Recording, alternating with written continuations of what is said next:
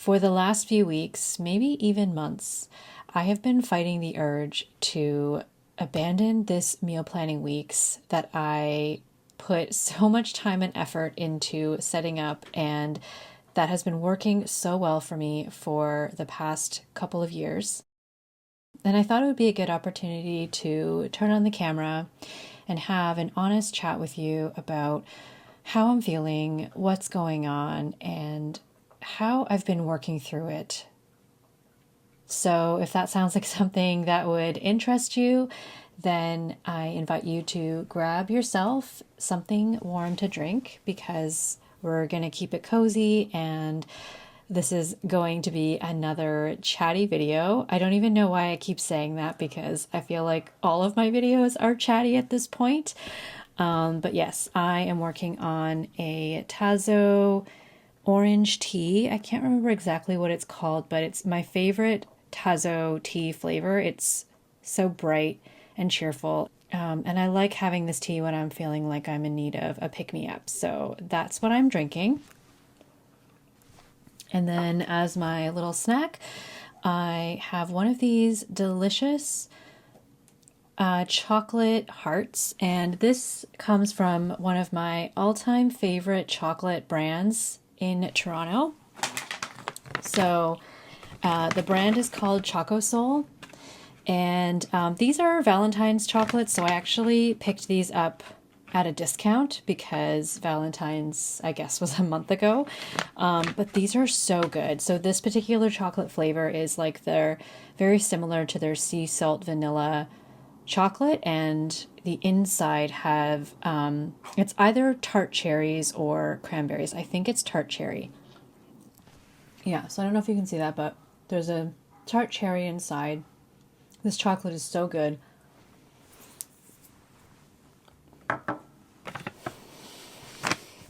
So if you live in Toronto, they have a storefront, but they're also at a lot of farmers markets. So highly recommend Choco Soul. They have the best chocolate. Okay, so yeah, I kind of have a few points that I want to cover today. I'll try my best to be concise, but I'll warn you that my thoughts are like kind of half formed, so there might be a little bit of meandering. But in case you are new here, meal planning is something that I have a Hobonichi Weeks dedicated for.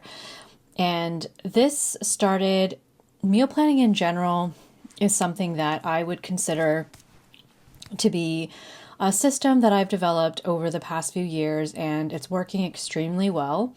Prior to developing this system for myself and my partners, so it's a 2-adult household, and we do have a dog, but that is not part of the meal planning. So prior to that, we both work full time. We have very busy schedules, and we were, there was no meal planning. It was basically every day was kind of a free for all. What do you feel like making? Grocery shopping was a very unstructured, unplanned type of activity where we would go to the grocery store maybe once a week, or whenever we felt like groceries are running low, buy whatever we felt like it, and then we would try to make meals based on what we bought. So so over the years, we got to a point where we were either ordering takeout too often, or we were letting food go bad, or buying a lot of food that we didn't have a plan for, and it was just feeling really chaotic and not great. So eventually I started meal planning with just a regular calendar, and then to make things more engaging and more fun for myself, I started using a Hobonichi Weeks in 2023 and carried that over to 2024, and then continued that on for 2025. So I've done a few flip throughs before. I've done many flip throughs on my channel, so I will try to keep it pretty quick, just as a refresher. But essentially my meal planning happens in like 2-week sprints where we aim to grocery shop twice a week. And I use my weekly pages to plan out what we want to eat for the next 2 weeks. I use the note section to note down what we have when I'm starting to meal plan. I note down meal ideas leading up to the week that I meal plan. I note down events that might impact what night I'm able to cook or what night either of us are able to cook. And then I actively plan for cooking nights and leftovers nights so that we always have something planned. And then this year I've also integrated like a chores section on my notes pages. So this is something that I've been doing to try to, track the chores that I'm doing, because some chores are just ingrained in our regular schedule to the point where I don't even think about it and I don't have any emotion towards it, like washing the dishes or making the bed, that type of stuff. But there are other chores that we have been trying to make more of an effort to do and keep track of, such as really keeping on top of how often we're vacuuming our place, because I am very allergic to dust, and we're just trying really hard to make sure that we integrate it into our regular schedule, because vacuuming when we remember isn't really working so well. So this system has been working really well. I can't really complain, to be honest with you. I mean, sometimes I feel like I'm underutilizing these pages, but they work really well, and the system is set up in such a way that there's a lot of predictability. It's very reliable, and it's working. I have been kind of going through a bit of a busy patch, so I do keep flexibility. Like, for example, in February, I had a few weeks where I knew I was going to be extremely busy, and I wasn't going to have a lot of time to cook at night because I was working with people who were in a different time zone than me, which meant my working hours were going to extend into the evening. So I like this approach because most weeks we can plan and do our grocery shopping, and then other weeks we can take a bit of a break and use a lot of the food that we have in our freezer, and then sometimes even just allow ourselves to order takeout to supplement that week. So honestly, like, things have just been going really well. Every 2 weeks I pop into this book, I use this book, and then in the back, I've talked about this before, but in my 100 page, I have a list of recipes that I know we have tried and are easy to make during the week that I can choose from in case I'm feeling stuck with meal planning. And then I use the notes pages for various things. It's a week's mega, so I have a lot of notes pages. But I basically use the notes pages to note down our grocery list. This is not something that everybody might find useful, but I personally really like having this record, especially because it allows me to compare prices from different grocery stores and just to monitor, the price of things over time. Just a personal interest, so I find value in this. Sometimes I write down recipes that I want to try. And then because this is a week's mega, I've also been using some of the pages for tracking things that I enjoy with my partner. So whenever we watch movies or TV shows, I log that down in here. And then I've also been kind of doing little mini reviews. The other thing that I wanted to do with this book is as the weather starts to warm up, which is now, we also want to start doing some planning for our garden. We have a very tiny patio garden space. We have grown vegetables on it in the past, but it has been very spontaneous and unstructured. And every year we say, next year we're going to try a little harder to plan ahead and see if we can maximize the vegetable growth in our patio garden. So this is the space that we plan to kind of house that stuff if possible. However, I don't know. There's something about this year. I have been, accessing this book. I've been using it. At the surface, it looks like it's working really well. And honestly, it has been working really well. But I've just been finding myself really dragging my feet when it comes to doing meal planning. I would say like in 2023 and most of 2024, I would very proactively pull out this book on, a Thursday or a Friday night before we would go grocery shopping on Saturday morning, which is usually the day and time that we go.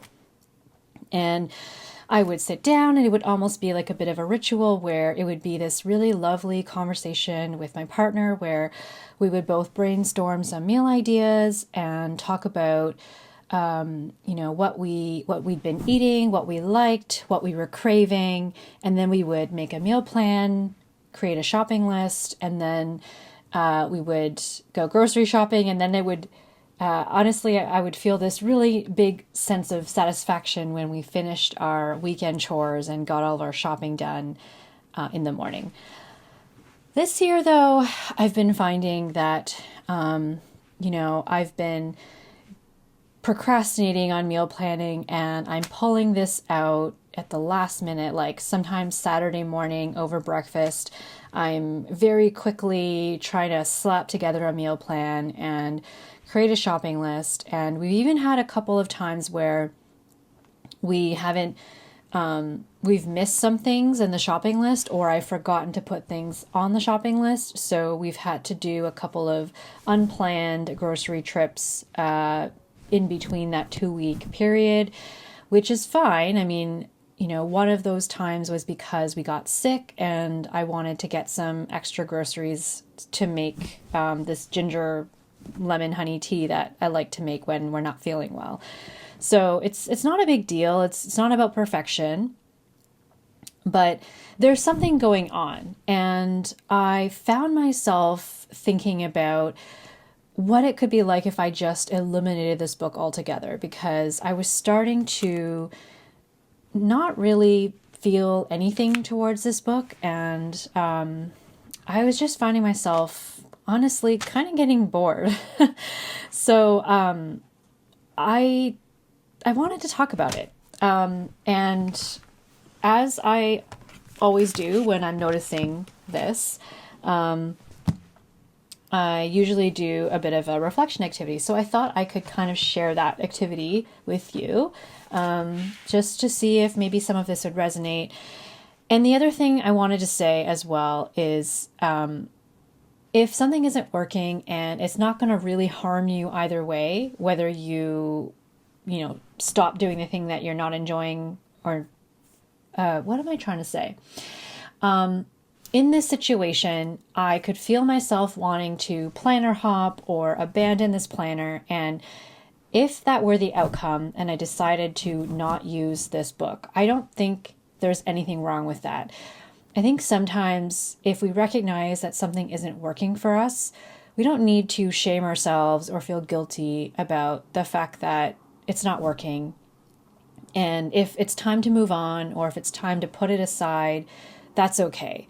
I think I just wanted to check in with myself and see what was really going on with this intense desire to put it away. And if after my reflection, I decide that I still don't want to use this, I'm not going to beat myself up about it, but I'll feel better knowing that I took the time to reflect on it and that I've made and then I'll just feel good about my decision. So, I thought this would be a good opportunity to just take a look at what's going on. So,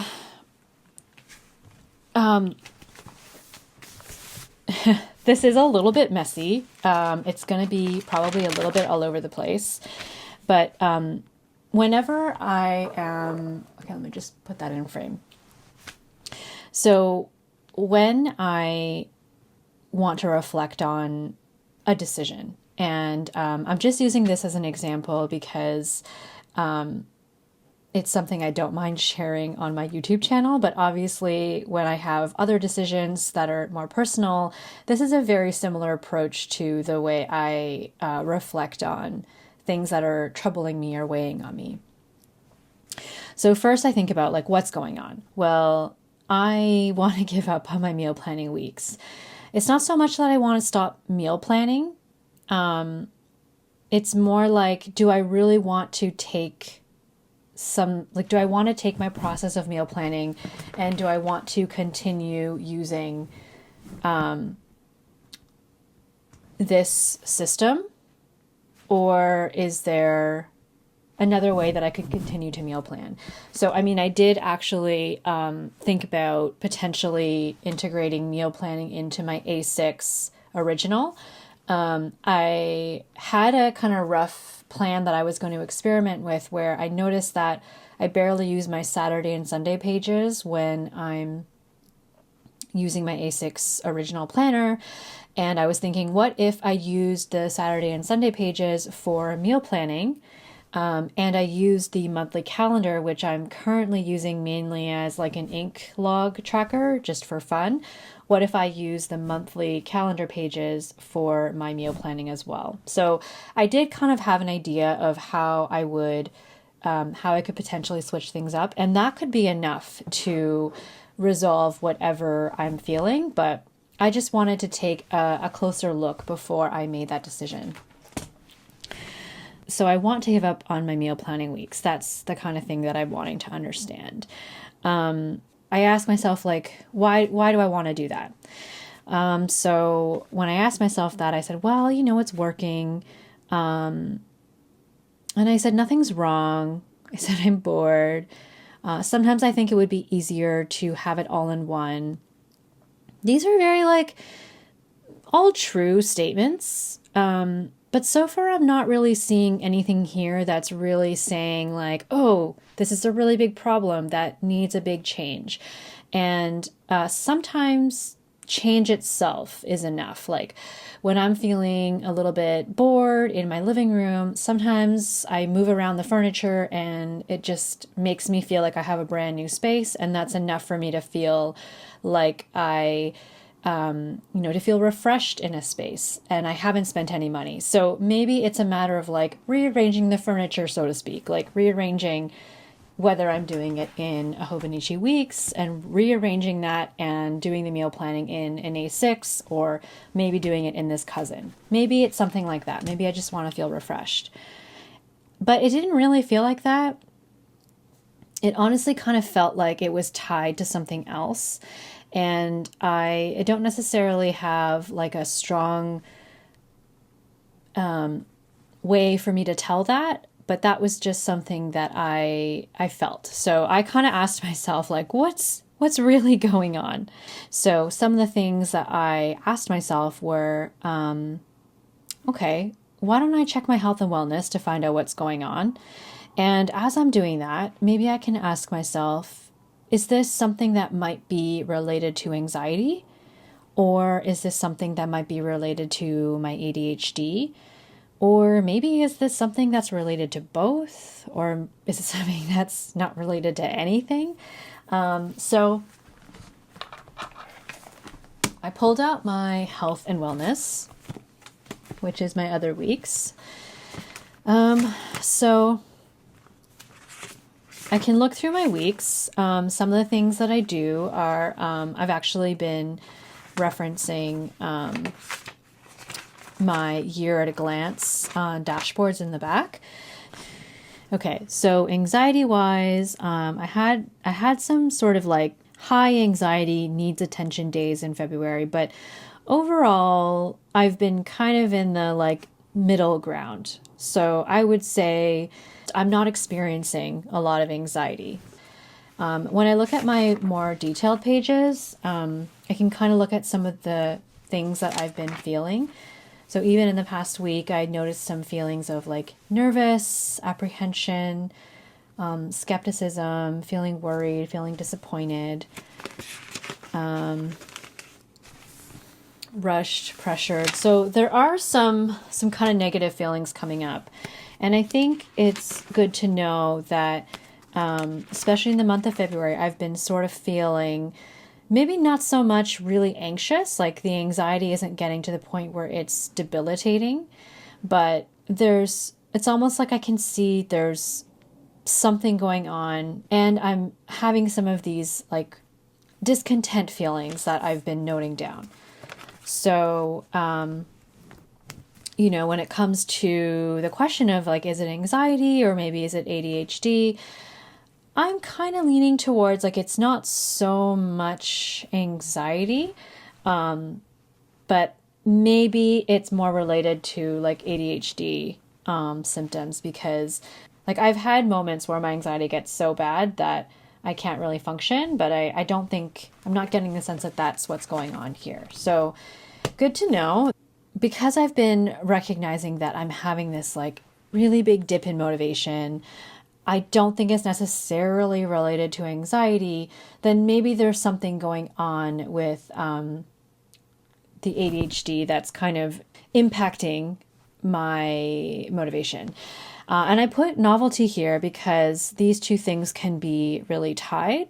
And I also wrote, well, when I started meal planning, it was a problem to solve. And so I remember we were driven to feeling this intense need to like solve the fact that we had no formal meal planning in place.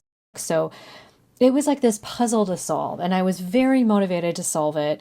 And as we started to build that system, I just started to get even more motivated to kind of keep it going. And we were noticing like all the time we were spending, towards meal planning, we now had to put towards other things that we were more excited to. So fast forward to a few years later, and now it's like this really, well-oiled machine. There's no drama, there's no pressure. It's just this thing that works. And suddenly it's not new, it's not exciting. There's no like immediate need to take action. And, dopamine-driven motivation often prioritizes like novelty, immediate rewards, and interest over like long-term benefits. So I did a little bit of light research on motivation. I mean, motivation in general is like such a big topic that I don't really think I could do justice talking about in this YouTube video, but I will link the article that I was reading in the comments, in the video description, in case you want to check it out. It's a publicly available article, and I'm really only scratching the surface here. It was more of just an article that kind of acted like a thought starter on the way that you could think about motivation for people with ADHD. And so something they talked about a lot was self-determination theory, and using that motivational framework to think about motivation. So in this article, the authors explained that self-determination theory is something that really looks into what makes people feel motivated or fulfilled. And the theory is that people in general are most motivated when three basic needs are met. Autonomy, feeling like you have control over your choices that align with your values. Competence, so feeling really effective or capable in what you're doing. And relatedness, feeling connected to others, or feeling that what you're doing has meaning beyond yourself. For example, when it comes to autonomy, maybe I'm going to be more motivated to do an exercise if I'm picking the workout I enjoy. Or when it comes to meal planning, I'm going to be a lot more motivated to cook if I'm picking the meals that I'm cooking and I'm picking meals that I really enjoy eating.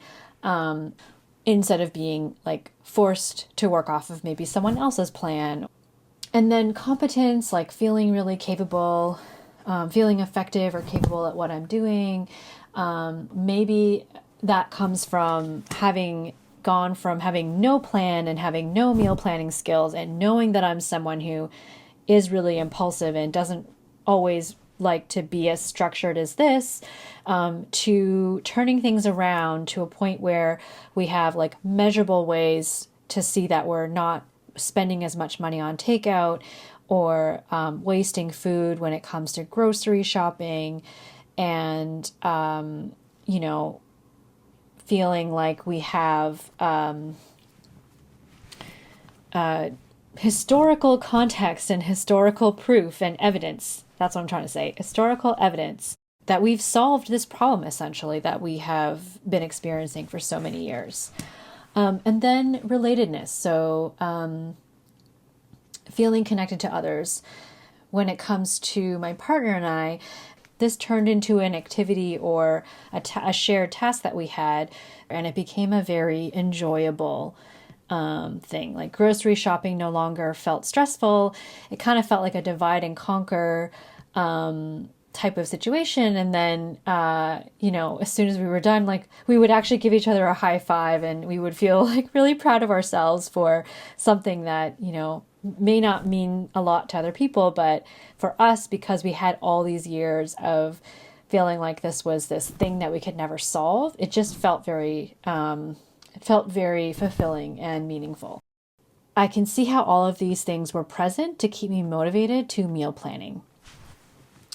Now, when I think about like why all of a sudden I'm not feeling motivated, it's not so much that I guess when I really think about it, it's not that I'm not feeling motivated to continue meal planning, but I think it is maybe a little bit like it's a little bit of not feeling as motivated to meal plan in this book.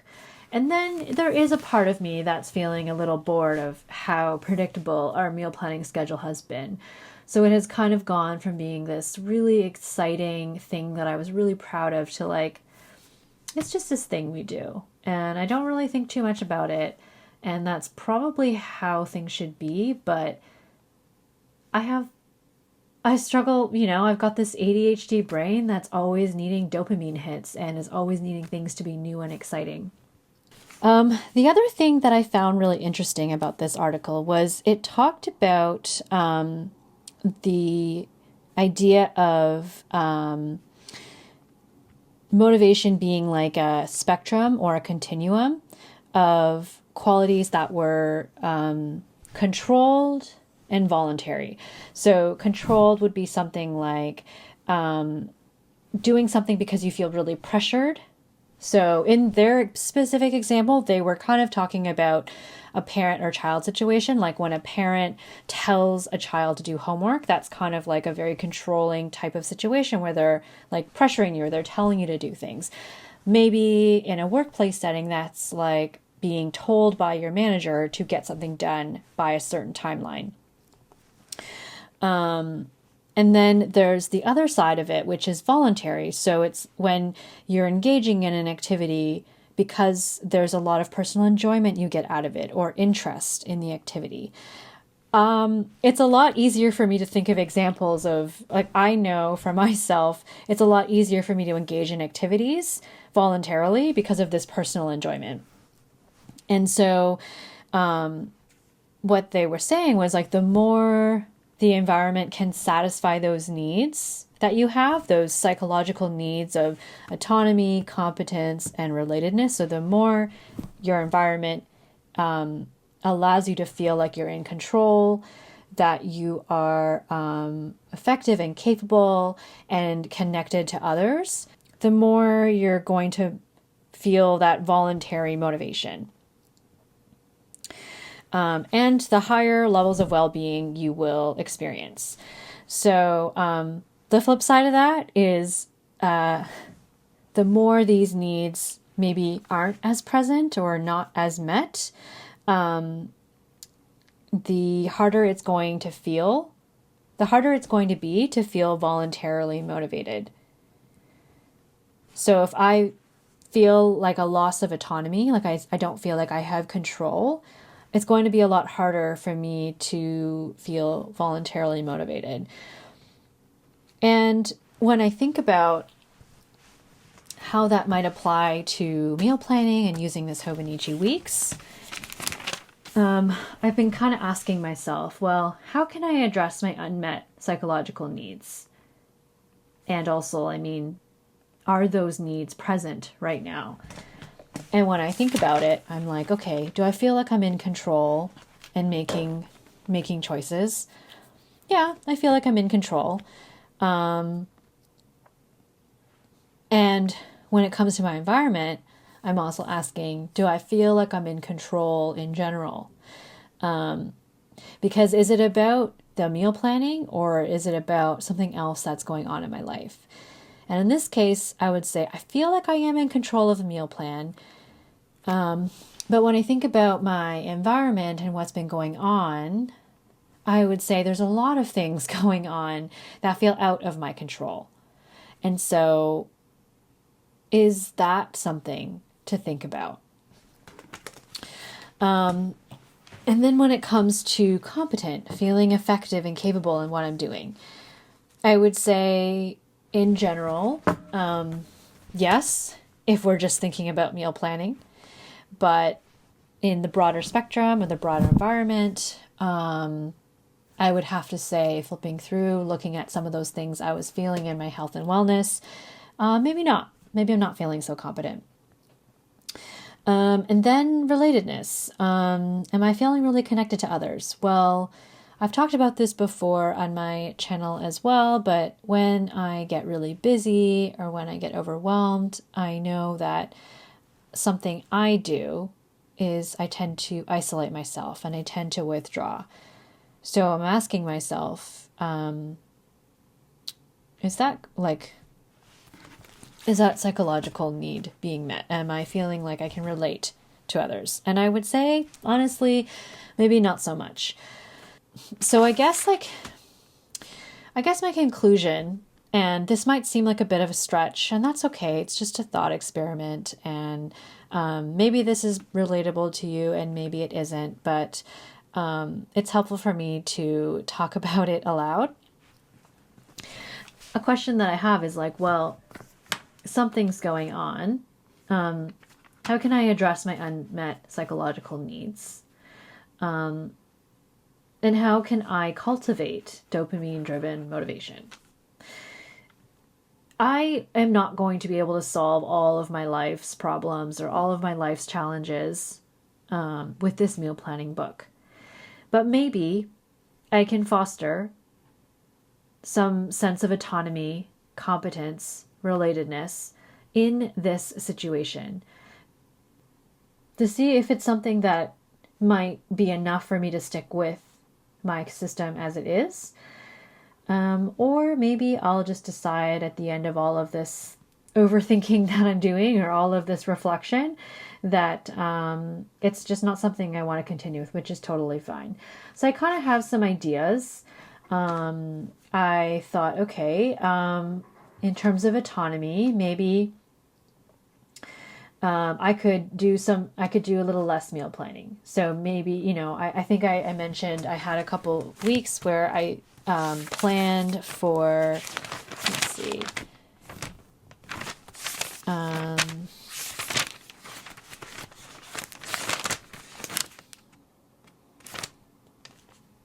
I had a couple of weeks where I planned for, did I even do that? Maybe I didn't do that.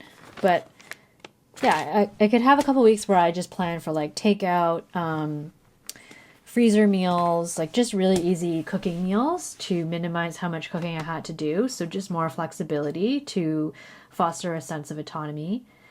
I could also reflect on the payoff. So it was really easy for me to think, oh, I don't want to do this anymore. Like I'm bored. I don't really feel like it. But something that I find really helps me a lot, and I don't know if it helps others, but I like to really think about that kind of long-term goal or the reason why I'm doing it. So how I do that is like often I flip through old books So I'll flip through like my old meal planning weeks, and just by flipping through all the pages and seeing like a completed book, is kind of like proof to myself that my system worked, and that, it was really effective, and it was really good at doing what I wanted to do. And so, do I really want to walk away from that? Maybe the answer is still yes, but maybe I want to stick with it because I try to think about like how I'll feel at the end of 2025 if I have this completed book. And then relatedness. So like, is there social accountability or something some connections I can make? I think at the beginning of this year, I experimented with doing Plan With Me live streams where I did my meal planning. They didn't, I found that they were really helpful in making me kind of get really excited because, we were exchanging new recipe ideas, and I just really loved having a conversation with everybody like having a live conversation about meal planning in general and just talking about food. So I think that's something that I could think about adding back into my schedule to see if that could add some social accountability. And even just talking it out with others. So I was talking with Chris from Terrible Hime in her comments section in a recent video, and I mentioned that I was feeling kind of bored and I was thinking about moving on, and she actually reminded me of a lot of reasons I've listed in the past about why I like having a separate Hobonichi Weeks to use as meal planning. So, she reminded me that it was nice to have this book that I could use with my partner together, and that if I integrated this into my personal planner, then that would potentially just get all mixed up with things that I like to keep separate. Like maybe I have confidential information in my personal planner, and I don't necessarily want to have that be a space where, my partner could flip through and accidentally see something that he's not supposed to see.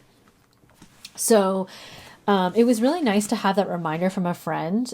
Thank you, Chris, for reminding me that. And just talking it out with someone, helped me kind of relate and helped kind of set me back on track. So I thought that was really helpful. And then from a novelty dopamine situation, so I just put boosting ideas. I just had some ideas, like maybe I could switch the format. That was one thing I was saying about either moving it to a different book, or maybe I could even play around with the layout I have here and see if there's maybe another way that I could tackle this to make it more interesting for me. So it would still happen in this book, but maybe I could just go about it in a different way. Maybe I could also integrate new recipes. So maybe I could, I've been using the same kind of recipes for almost 2 years now. And while it's a good thing because I don't overthink how to make them, I don't really have to think too hard about the shopping list, it's also becoming very repetitive, and that could be contributing to the boredom. So maybe I could try integrating some new recipes.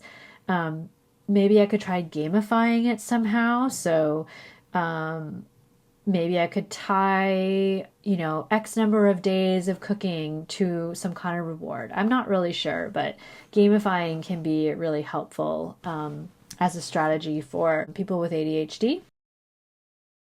And then I have here sensory rewards. So something that I don't really do in my meal plan because it's so functional is I don't really do any kind of like decoration. It's very functional.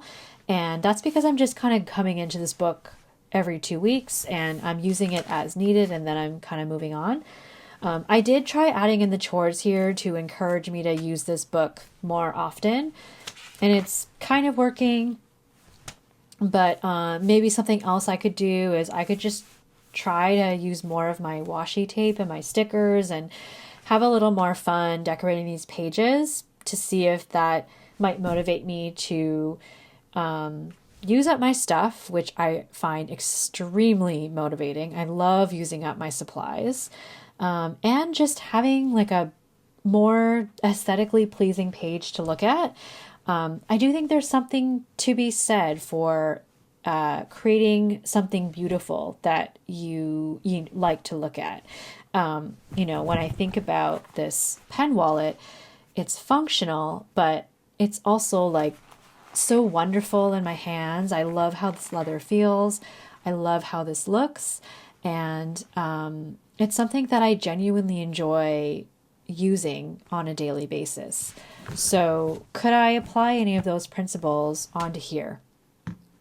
And while doing these things isn't necessarily going to solve like all of the problems or all the challenges that I'm experiencing in other areas of my life, maybe this can foster some motivation for sticking in this book. And if I do stick with it, then I could imagine at the end of 2025, I'll feel really happy to be able to flip through this book and have a whole year's worth of meals and recipes and memories for this aspect, for meal planning. So that's kind of where I left off. I'm curious to know if you've been struggling with one or some of your planners or journals of this year and how you've been working through it. Did you decide to just leave it, which is perfectly fine? We're just talking about books here. We're not talking about life. It's not a metaphor for life. So did you decide to move on from it? Did you decide to stick with it? And if so, what were some of the things that helped you do that? And what do you think about this whole concept of motivation, self-determination theory, these internal motives, these psychological needs? Like, did any of this resonate with you? If so, I'd love to know in what way this resonated with you. But otherwise, I think that's everything that I had for you today. Would love to hear your thoughts, and I will keep you updated on what happens with this meal planning Hobonichi. Whether I stick with it, whether I move on, whether I am able to find some sense of motivation. Because right now it is at an all-time low, which is why I have been kind of researching it and just sharing my thoughts. I don't really have a conclusion, but I have some ideas, and I'll update you soon and let you know what ends up happening. But until then, I'd love to hear your thoughts. If you have any ideas for me, let me know. If you're still here, thank you so much for sticking around. I'll see you soon in the next video. Bye.